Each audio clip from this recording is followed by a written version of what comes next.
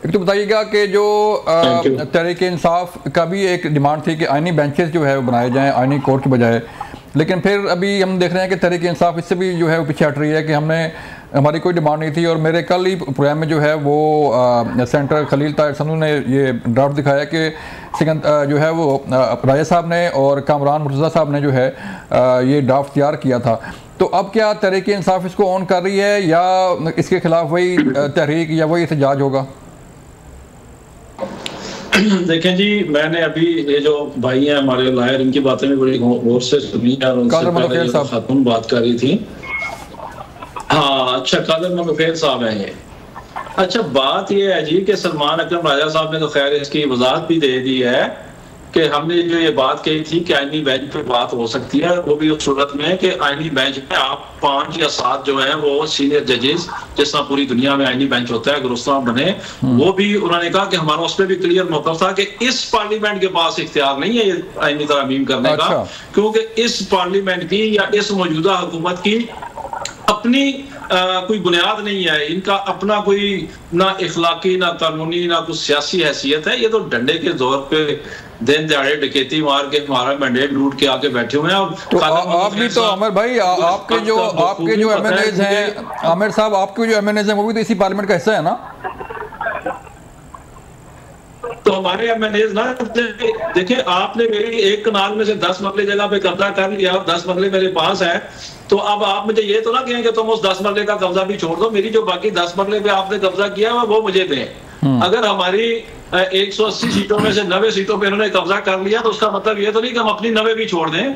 हमारा तो मुतालबा ये है कि जो हमारी 90 पे कब्जा किया हुआ वो हमें दें। ठीक है। हम तो इसलिए बैठे हुए हैं कि आपने हमसे हमारा इंतखाबी निशान छीना, हमारे उम्मीदवारों को अगवा किया, प्रपोजल स्कैंडल को अगवा किया, हमें कैंपेन नहीं चलाने दी, हमारे लीडर को 35 से 40 साल की सजा दी, उस पर 3 काताना हमले किए, उस पर 200 से ज्यादा मुकदमे। अच्छा वही ना सर, ये सारी देखे ना आमिर साहब, आमिर मुगल साहब तो ये हम फिर भी 180 सीटें जीत गए। चलें, ये मेरा सवाल ले लें, मेरा सवाल सुन लें। नुक्ता मेरा ये है कि एक तो जब ये 26वीं आईनी तरमीम बन रही थी तो आपके सेंटर भी पहले जो है वो बैठे रहे, फिर बाद में जो है वो ईवान से चले गए, देन कौमी असम्बली में हमने देखा कि आपके जो एमएनएस थे वो बैठे रहे, फिर बाद में वर्कआउट कर गए, और फिर जब इसमें जो चीफ जस्टिस ऑफ पाकिस्तान की तैनाती की जो पार्लियामानी कमेटी थी उसके लिए आपसे नाम मांगे गए, आपने नाम दे दिए, फिर नहीं जाके बैठे। तो फिर ये क्या इसमें अंदर में कोई डिवीजन है, कोई वहाँ से डेला से मंजूरी नहीं आई थी? देखें, अब सबसे पहले तो बात आप ये समझें कि हमारा लीडर है जेल में, आपने हमारी उससे कम्युनिकेशन ही खत्म की हुई है इस नाजायज हुकूमत ने, तो जाहिर है कुछ फैसले जो है वो अपने हमें लीडर से लाजमी पूछ के करने होते हैं, कुछ फैसले वक्ती तौर पे गलत भी हो जाते हैं जब आप हमें लीडर से कम्युनिकेशन नहीं करते। तो ये फैसला गलत था पार्लियामानी कमेटी में जाने का? ये है,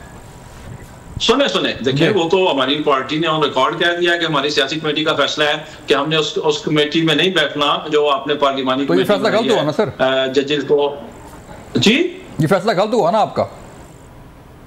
जी, तो मैं तो कह रहा हूँ तो हमारी तो पार्टी ने इसको तस्लीम किया है, उनका गलत फैसला है। देखें, जब हम इस बंदूक की नोक पे कोई आईनी तरमीम को ही तस्लीम नहीं करते और बड़ा इसको शुगर कोटेड गिलाफ पहना रहे थे अब्दुल कादिर मनोखेर साहब के, देखें बड़ा कोई जबरदस्त काम हो गया है, बड़ी कुआइन और पाकिस्तान की खुदा का खौफ करें। हारे हुए मैंने तहरीक इंसाफ से वो बैठ के जबरदस्ती हमारी सीटों पे अब वो फैसला किया करेंगे जज कौन लेगा। कभी कुछ दुनिया में इस तरह भी हुआ है कि इस तरह जजों के आपने तो दूसरे लफ्जों में मनोखेर साहब सुप्रीम कोर्ट को फतह कर लिया है, और बेसिकली आप भी अपनी नौकरी पक्की कर रहे हैं, आपकी भी क्या जरूरत थी ये आईनी तरमीम लेके आते, ये आइन में तरमीम करते। जो आपके लीडर हैं बिलावल भुट्टो जरदारी साहब, वो बेचारे अपने नाना की तरह, उन्होंने भी उस वक्त के जो चीफ थे उनको डैडी कहते थे, इन्होंने शायद उनका नाम कोई और रखा हुआ होगा। तो इनकी क्या जरूरत है, एक इनको मसौदा दिया गया दोनों पार्टियों को कि जाओ इस पे अमल करके आओ वरना तुम्हारी नौकरी खत्म हो जाएगी, और पागलों की तरह दीवानों की तरह फिर रहे थे शहबाज शरीफ और बिलावल भुट्टो जरदारी कि किसी ना किसी तरीके से हमारी नौकरी बच जाए, हमें नौकरी से ना निकाला जाए। कौन सा आइन, कौन सा कानून, कौन सी जमहूरियत, कौन सी अखलाकियात? सरेआम आपने अगवा किए हमारे MNA, आपने सरेआम अगवा किए हमारे सेनेटर, आपने सरेआम अगवा किए अख्तर महंगल के 2 सेनेटर, आपने बंदूक की नोक पे आईनी चलें आमिर